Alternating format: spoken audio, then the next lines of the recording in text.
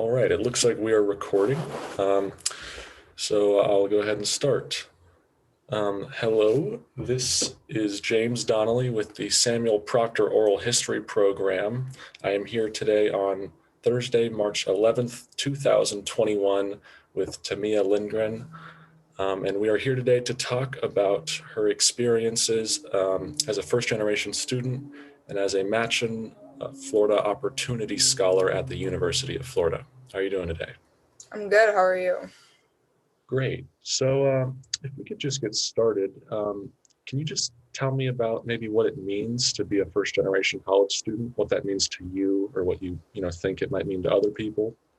Yeah, so I think that being a first generation college student really just shows a really good opportunity that we have. Not coming from a family who hasn't been in college or college graduates is a bit of a different experience just because there's less knowledge in that field. So the applying processes, graduating processes, and then even postgraduate opportunities. So I think that it is all about opportunity and growth. Great. Um, Speaking about opportunity and right, how you were saying how your opportunities differ from the other people in your family, can you tell me a bit about your parents and maybe even your grandparents' professions, what they do and their experiences with school?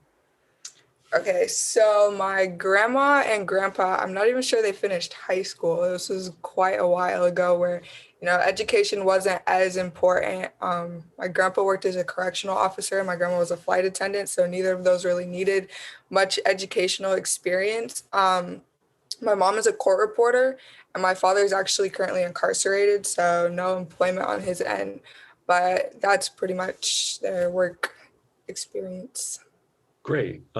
That's helpful. How do you think that their, respective paths in life have affected you growing up and maybe even on this journey towards college? Right. I think that seeing what, my grandparents and mom do kind of give me a passion for education, and I wanted to go on a different path. I'm interested in medicine, so that's something that needs a higher education. So I always knew that I wanted to go to college, wanted to pursue a higher education, and wanted just to have one of those higher career goals. Great. And can you tell me a little bit about what your current kind of career goals or what you're studying right now in college? Can you tell me about that? Yeah, so I'm majoring in applied physiology and kinesiology, and I'm on the pre-health track. I think next year I'm applying for graduate school and a master's of anesthesiology. So I want to be an anesthesiologist assistant. So it requires not a formal medical doctorate, but a master's in that field, and it's still pretty hands-on in the medicine field. Great. So I've heard, and you kind of fall in line with this. I've heard from Dr. Pendleton that many of the kids in MFOS, or I guess adults in MFOS, um, that because they come from that first generation identity and that mindset of they're the first ones to trek towards a college degree, they a large majority and even most of them come in going into a major that has like a direct line to a profession, right? Do you know what I'm saying? So Right. you're in that medical field, you're kind of following that trend. Can you tell me about how much you've thought about that? We hear about other majors where people say, oh, who will get a job with X or Y major, because it's just harder to see that that correlation between major and job. Is that something you thought about going into college? What kind of Yeah. job you have on the other end? Yeah, definitely. I think that, and maybe even especially being first generation, you are always kind of looking at the end goal. So not just what am I doing in college now, but how is that going to affect the future and jobs and things like that? Because ultimately the goal is to be in a career where you are successful and making money so that you can live for yourself and sustain your lifestyle. So I think that knowing what I wanted to do at the end of the day, when I was looking at degrees, or majors, I was really focusing on what directly correlates, like you said, to the medical field. They always say you can go into medical school with any degree, but is a degree in journalism really going to help me in the medical field? You know what I'm saying? So just having classes that are more focused on the human body, biology, organic chemistries, physics, and things like that, those direct correlations are really helpful in terms of seeing it kind of into the future and what you have to look forward to in postgraduate. Is that kind of like occupational mindset? Is that something that you felt from your family, from your mom and stuff, or other people kind of in your life, or was that just your own thing? Yeah, so I think that as far as having like the occupational mindset, it's kind of more about being successful. What can I do now that will make me successful in the future, and what am I passionate about, and how can I kind of turn that into a career that will, like I said, help me to sustain myself, sustain my lifestyle. So I think that kind of seeing not necessarily the struggles, but just, how can I say this? Not going as far as possible. You know what I'm saying? Like my mom's a court reporter. It's not viewed as a bad job or anything like that, but it's, like I said, didn't require higher education. So as far as in terms of growth within her position, there's really nowhere to go. So I think that having like this mindset, you know, having backup plans, having a better background, you know, within medicine through applied physiology and kinesiology, it kind of gives you alternate routes. So if it's not medical school, it could be PA school, OT, things like that, that all just kind of get you where you're trying to go. Great. That's great. Was your first generation college student identity something that you realized before going to college, or was it something you realized, like first day on campus? When did you start to realize that that was a thing that you might have to, think about as you go through life or go through college? Yeah, I mean, it's always kind of been in the back of my head that I am first generation, that I would be first generation, after high school going into college. But I think that once you really get here, you kind of see how everybody's different. There's not as many first generation students, and that imposter syndrome that everyone talks about really kind of hits hard. It's like, well, if I'm first generation, and do I have the same advantages of everyone else? Am I put in these positions where maybe I'll be less successful because I am first generation and don't have the background in education like a lot of other people's parents might have? So just things like that kind of, it can be a little daunting, but I think that it's really cool to see how you can overcome these different things. Yeah.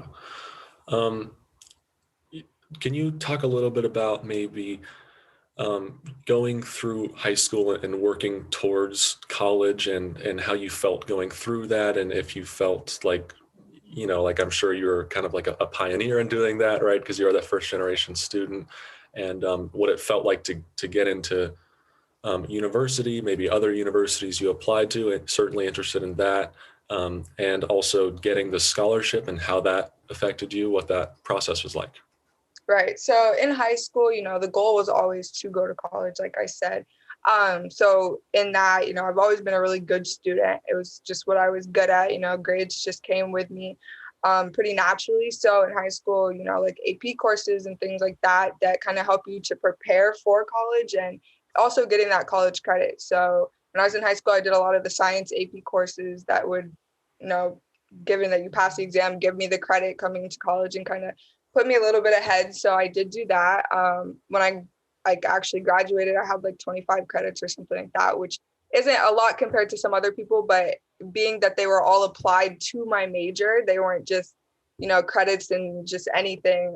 It was really helpful to see like, okay, so here I am and I'm already kind of coming in on the right foot. You know what I'm saying?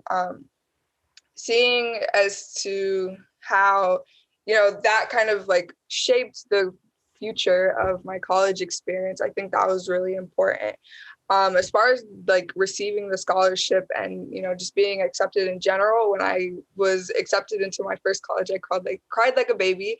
I graduated high school in 3 years, so I thought I was going to be at a disadvantage in the, application pool because people had more classes, probably higher GPAs just because of the fact that they had more classes and things like that. I wasn't ranked with my graduating class. So even though my GPA in high school was like over 6.8 or something like that, I just wasn't ranked. So there was no chance of valedictorian or salutatorian or any of those, titles and recognitions and things like that. So I did kind of feel like I was at a disadvantage. So that's when I got accepted into a college. My first college was USF because they were enrolling admissions. I cried like a little girl. Then, once that happened, I kind of realized that it is possible and it is going to happen. So when I got accepted into Florida, I was super shocked because, we call it the Ivy of the South. I thought it was very cool to be accepted into such a prestigious college, but I didn't think that we were going to be able to afford to attend. So that's where kind of Matching Florida Opportunity Scholars comes in. When I got the email for that, I was really excited. I didn't really know what it was, but just seeing like, hey, you got a full ride to Florida is like, whoa, like, are you serious? That kind of thing. So it was really exciting and really motivating. How long after, like, how long do you think you had to wait and be like, oh no, can I pay for this? Was it pretty immediate that you got that notification, or?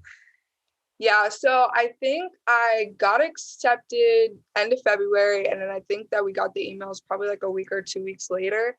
So there was like that week to 2 weeks where I was like, woohoo, I got accepted, but woohoo, I'm not going, that kind of thing. I had kind of already settled on USF just because it's close to home and it was completely paid for through scholarships there too. So I was just kind of going with the whatever's paid for route because I didn't want to take out any student loans. So seeing then a few weeks later that email from Matching Florida Opportunity Scholars was really exciting and kind of, like I said, gave me hope and a little bit more courage and motivation as far as college goes. Amazing. And I know you said you felt like there were several reasons why you felt kind of maybe disadvantaged in your applicant pool. Did you feel though, like as part of the application process, did you feel more stress than others just because this isn't something your parents could help guide you through based on their own experience? Right. So I think that as far as the application in general, filling it out I kind of just did it all myself. A lot of those things, it's just like getting transcripts sent over and answering a few questions, things like that, your resume and different things. So in terms of like actually applying, I was pretty independent in that. I didn't really have to ask for much help. And if I did have any questions, guidance counselors in high school are a really good resource, just especially not having my mom or anyone else in my family that really had experience with applying. So guidance counselors are definitely really helpful. But I think that in terms of stress, it was really stressful actually applying. But then once you hit submit, it's like 3 months until you really find out. So those are the hardest 3 months that you really have to go through, just kind of dreading like, oh my gosh, like when these decisions come out, like what's it going to be? What if I don't get into any? What if, community college, like what are my other options, kind of like a fallback plan. So definitely those 3 months were a very stressful time. There was a lot of different thoughts kind of racing through my head, as I'm sure for any college student, but especially being first generation, I feel like you don't have these different things that a lot of people talk about, like legacies and different things like that. So yeah, definitely was a stressful time. Definitely, definitely a stressful time. I know you mentioned guidance counselors as a good resource for you. What kind of, and you can include the MFOS program in this, but I'm also curious as to what else might be involved, which is what kind of support networks do you think were most valuable to you? Guiding you through your academic journey until college, and then so far through college. Yeah, so probably guidance counselors the most in terms of in high school. They were the ones that were kind of keeping us pressed on those application dates and different things that we have to submit, making sure all parts of our application were submitted and just making sure that we had really holistic applications and encouraging our involvement in high school and taking these classes and things like that. So, and teachers too. I always had a really good network of teachers that were like, hey, like this is something you should be thinking about. Maybe you want to join this organization and become this or take these classes, things like that, just to build your resume and have a better looking application. In terms of being in college, I would say that Matching Florida Opportunity Scholars has been really, really helpful. They've been definitely like the number one support here. I always tell people it's more than a scholarship. It's definitely a whole program. We have mentors, we have different people who are always, checking in and looking out. And through the mentorship program, my freshman year, I had a mentor who was there for all the questions that I had. whether it be related to classes, studying habits, things like that, or even just where's this on campus, or who do I go to ask this question to, like those kinds of things. Great. Let's talk more MFOS, and once you're on the UF campus, can you just tell me, about MFOS, what it means to you, and what you think the most valuable components of that are? Yeah, so I mean, I always say I owe MFOS everything at this point. I try in every way, to give back to the program now. So like I'm a mentor now, I'm an ambassador. We help with like recruiting efforts and just spreading the word about, what MFOS is and how impactful it is to students. And it's incredibly impactful. Just aside from, the financial support, obviously, but just having, like I said, those mentors, and then, Dr. Pendleton and all of the other staff members who are really there to provide the support. That's super important. I think that it is just overall just a different experience, especially coming in first gen. I think that if we didn't have MFOS, we'd kind of be like little lost puppies out here, not really knowing exactly what to do. But I think that it just comes with the experience. There's things that you do still have to figure out for yourself, just as any other college student. Sometimes you come into a situation where, you're having trouble with a class, or you don't really know who to go to ask these questions, advisors and four-year planning and things like that. So I would say that it's definitely a experience. And I think it's definitely kind of a lot different than maybe a lot of other people's, just because, we do have the support. And I feel like some students who maybe aren't first gen, but still aren't, are kind of lacking support from different areas. So I think it's important just to kind of find your support system. Mhm. Are you involved in any of the other first gen student organizations? No, I'm not actually. Okay, just curious. Um, I guess so. One part that I've found pretty intriguing about the MFOS program is, and I don't know exactly, how they word this, or how they refer to it, but it's my understanding that you guys have like a series of courses that kind of talk about, like financial literacy kind of things, that you get this big scholarship and this big chunk of money, but it's not only just giving that to you, because that wouldn't necessarily, I mean, it would give you a great deal of help, funding your school, but who knows how to just manage that much money and all these different things. Can you talk about that, and, what kind of impact that's had on you? Yeah, I think especially as a freshman, I was 17 still. So for a good chunk of my freshman year. So it was just kind of like, well, what can I do with this money? Like what really, like, how do I budget? What am I saving for? Things like that. So like you said, like those financial literacy workshops, especially during freshman year. And that's really when we have to take them coming in, so that they're, like you said, not only giving you this huge chunk of money, but also, here's what to do with it. Here's how to save. Here's how to budget. Here's things that you need to be cautious of, when you're out here and paying rent, bills, and different things like that. So I would say in the financial literacy courses that I had to take, I know my first one was really stressing credit.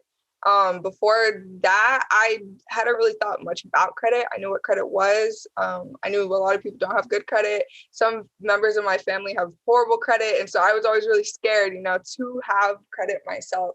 And I think especially having that before I turned 18 was really helpful, just because once I turned 18, I wasn't scared. I applied for a credit card, got a credit card, have been using my credit card responsibly. And that's another big part. They teach you not only that you need one, but how to use it, and how to build good credit, and that you could have all the money in the world, but you also have to have credit, to buy a car, buy a house, do all these things after college. So that was really helpful. And aside from financial literacy, they do like career workshops. So finding like things that you're interested in, or building these resumes. I had a workshop where I was talking about applying to graduate school, and like what they look for, like the interview process, application process, and things like that. So it's all really helpful information, and I think information that is incredibly vital to our success.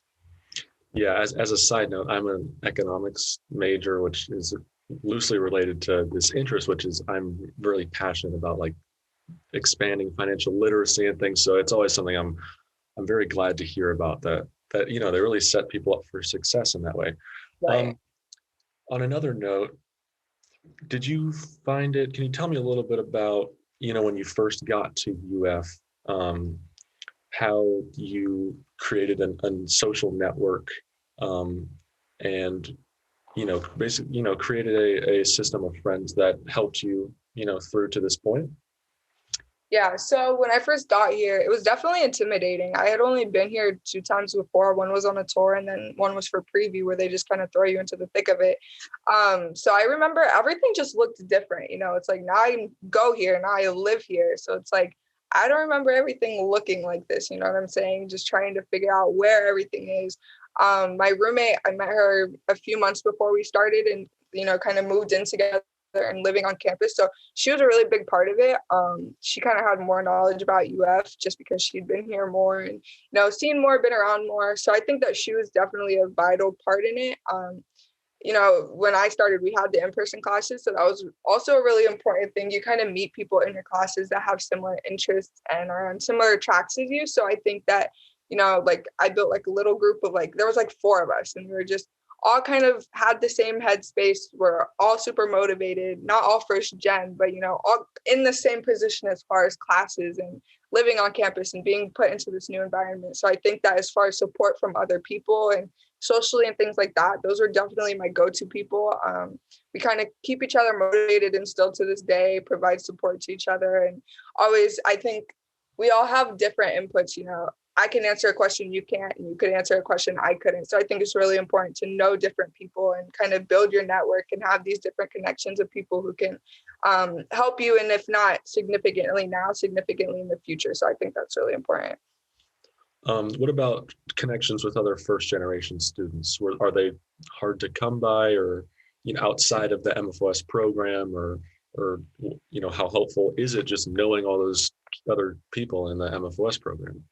Right. So I mean, outside of class, I don't think it's or outside of MFOS, I don't think it's something that's really brought up as often. Once you're kind of in it, you're in it. Everyone that I've met, there's not too many conversations that come by when you first meet someone that's like, "Hey, I'm first gen. Are you?" I think it's something that we have. I'm very prideful about being first gen. I'm like incredibly proud of myself, and it's like a very big part of me. But I think that once you are in it and you're here and you start to become involved in classes and things like that, then your identity kind of lies more with the people around you. It's, now I'm pre-health. Like that's one of the things that really resonates between our groups. Just, talking to other people, it's more like, oh, like we're both struggling in this class right now. Like that's kind of where those connections are built more once you're in it. But I think that knowing all these first gen people in MFOS is also really helpful because like I said, we all have different outlooks and backgrounds and things like that. So I had a mentor who I was in a group with 5 other mentees, and now I'm a mentor. So I have a group of 4 mentees. So it's like we're all kind of building like this family of people who all have different, backgrounds and all can provide different things. So something that they don't know, I'll know. I can provide my experience. I had my mentor's experiences provided to me. So just things like that. It's super important to share your experiences and knowledge and to kind of keep everyone motivated and providing all these things to each other. As you look around your group of friends, and just social network, are there certain like unique challenges as a first generation student that jump out to you, or do you just think maybe the challenges you face are just similar to everyone else's but accentuated? Can you tell me about that? Yeah, I think that in certain circumstances, it is difficult, I guess you could say, to be the only first gen sometimes, like in a certain group of friends that I have. I I know there's like one particular group of girls that I know, and only 2 of us are first gen, and then the rest have some with some parent who went to college and things like that. So I think as far as navigating um, courses and just life within college can be difficult for us sometimes just because we don't really have like that parent to tell us. So I think that that's super important as far as just kind of not I wouldn't say struggling because I think it's beneficial to all of us to have all of these different outlooks, but just maybe at a little bit of a disadvantage in certain situations. Mhm. Yeah. What year are you again? Can you remind me? I'm a sophomore. Okay, great. Um, have you? found any like faculty connections or mentoring, things kind of outside of MFOS that jump out to you? I mean, if not, that's all right. Just kind of curious. Um, as far as faculty connections, I think, like I said, I'm APK, so I'm in the College of Health and Human Performance. So HHP is a smaller college than like business or, liberal arts and things like that. So I think that as far as these faculty connections, it is easier to come by because we're in classes of like 50 people instead of 500. So they can actually see your face when you're sitting in the classroom. So I do have one professor who has been really supportive, actually. Just going to office hours and being like, hey, this is who I am, like asking different questions. I asked her questions about how she knew that, a PhD was right for her and kind of what path after undergrad that she went through. So just having those things since, I don't have my mom to ask these questions to, and not everyone, I would say just not everyone in general is pre-med or has been through a master's program in something medical related or even a PhD and things like that. So, having a professor to ask those questions to who's very open and very honest and very willing to help has been super helpful. Is your like MFOS status, you could say, something that you feel open to sharing? Yeah, like I said earlier, I definitely take pride in it. It's something that's very special to me, and that's part of my identity. I am first gen, and I am all these other things, but it's something I don't really ever leave out. If someone asks, I'm more than open to sharing it. It's not always brought up in conversation, just because I think that once you get to certain points, talking about after undergrad and things like that, you kind of have more support from people who aren't first gen, just because if you are, sometimes not everyone goes to these postgraduate programs and things like that. So just, I do share it pretty often, but like I said, it's not always brought up. Speaking about postgraduate programs, do you have a specific idea of where you're headed in life, or even just maybe the next 5 or 6 years? Yeah, well, right now I'm set to graduate next summer, so summer of 22. So it is kind of intimidating, like everything's coming really fast. I've kind of debated taking a gap year just so I can slow everything down. I graduated high school in 3 years, now college in 3 years. It's like maybe I should, kind of take a second to reflect, you know what I'm saying? So I think in terms of, these big tests that are coming up, GRE, MCAT, things like that, definitely need to start thinking about studying for those soon. Like I mentioned, I want to be an anesthesiologist assistant or do something like that. As far as AA goes, there's only like 8 states that have schools, so programs are limited. So that's also another intimidating thing, like what does my resume look like compared to someone who was in college for 4 years? Like that question again.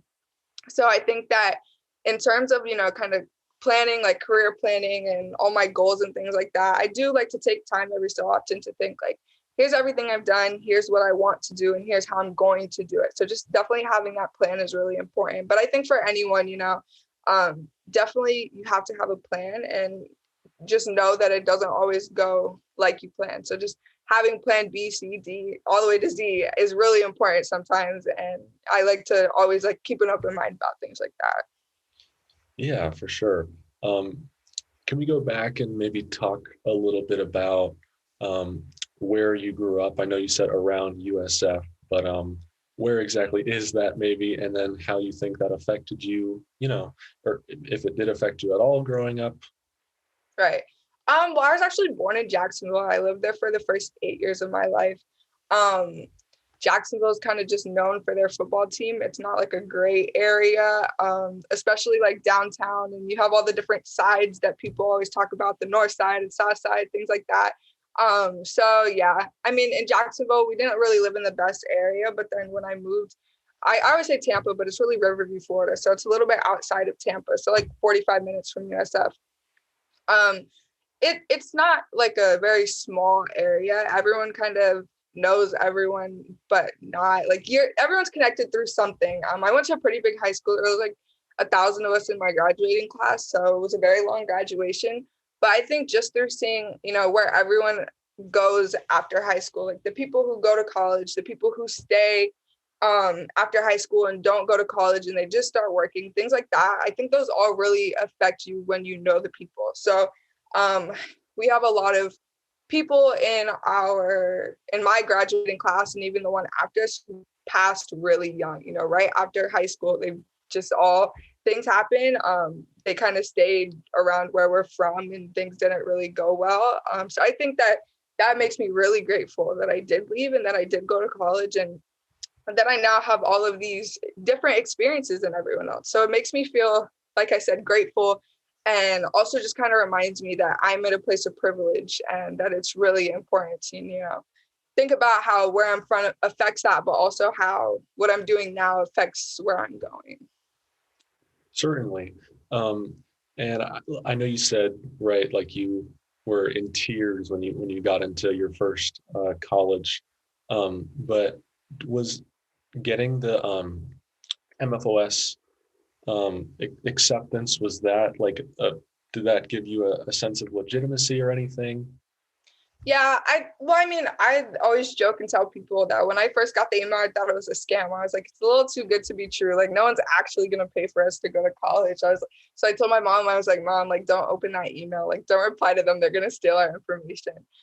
So I think that like probably like a week after, once I started getting more emails and kind of started doing my own research, kind of figuring out what it was, it definitely did like legitimize things. It was like, whoa, like this is an option now, Florida's an option now. And these are all the things that I can benefit from by going to Florida. So it's like, not only is it paid for, but it's also an amazing education, one of the best ones that you'll see. Like we're like a top 10 public university.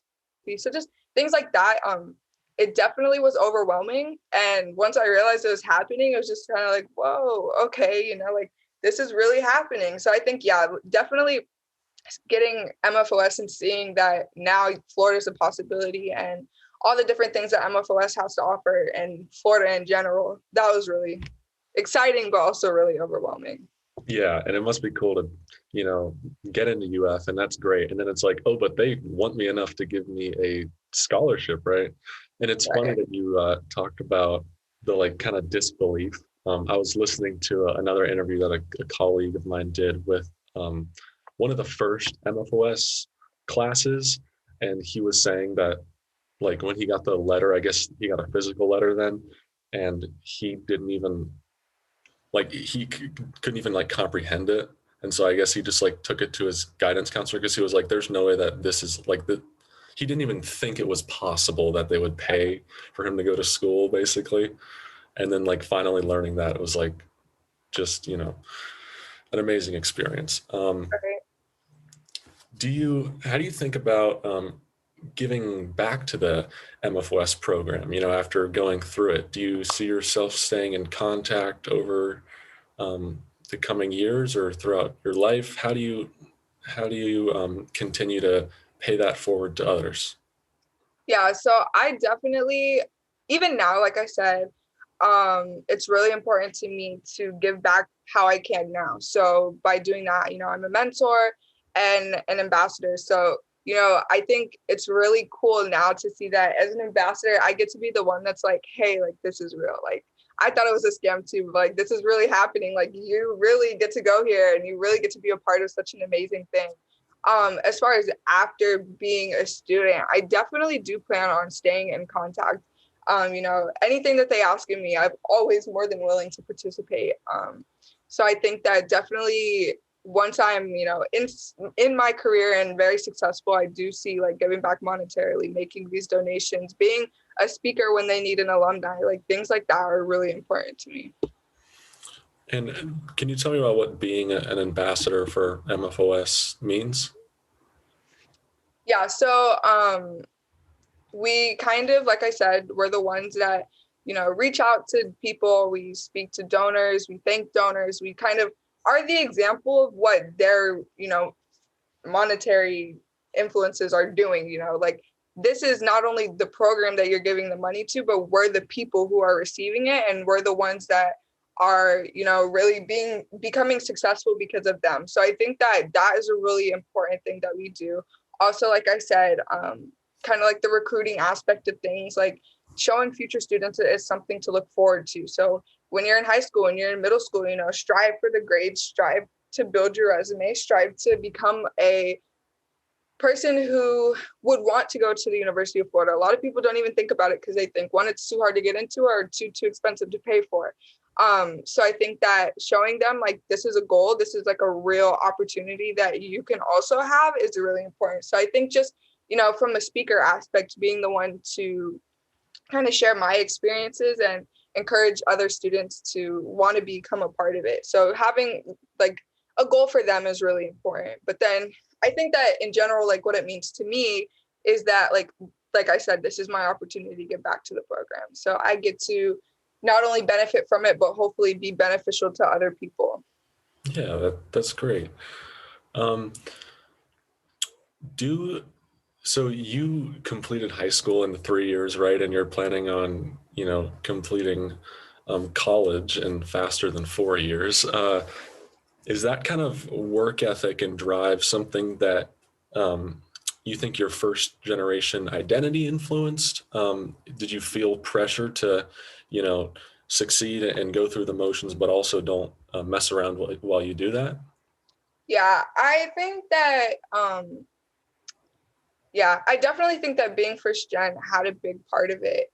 I was always super motivated. I would always joke with my mom. I'd be like, I'm moving out before I'm 18. Like that was like a goal of mine. I was like, I want to be the best at whatever I can be. And if that's academics, then, like we're going to go full speed. Like this is it, like this is what we're doing. So, just graduating high school in 3 years, it was, once I realized that it was a possibility, I'm looking at my transcripts. I'm like, whoa, like I only have so many classes that I have to do. I graduated in 3 years and still exceeded the minimum amount of credits to graduate. So it's just one of those things where it's like, whoa, like I really did that. And then, taking those AP classes, especially really heavy in my last 2 years, my schedule was pretty much full of them, and succeeding in them, getting those really high AP scores in order to obtain the credit. So coming here with the credit was also like, look, like I also did that. Like I was able to not only graduate in 3 years, but graduate with college credit. And then here I am now with only a few classes. I was looking at my degree audit the other day and I was like, whoa, like I have 5 major specific classes left. And that's it. I was like, it's just crazy how, if you work hard and, I don't really take breaks. I like the summer semesters. I started in summer B. So I don't like to take, time off just because I feel like that kind of interrupts your drive. So definitely like doing the summers and keeping super packed springs and falls. I think that it can be intimidating sometimes. You do kind of fear burnout sometimes, but I think that when you're motivated and you see what you want and you know that everything that you're doing now is going to impact that, I think it's really easy to stay motivated and stay on the path. I think so. And that's a good message looking forward to.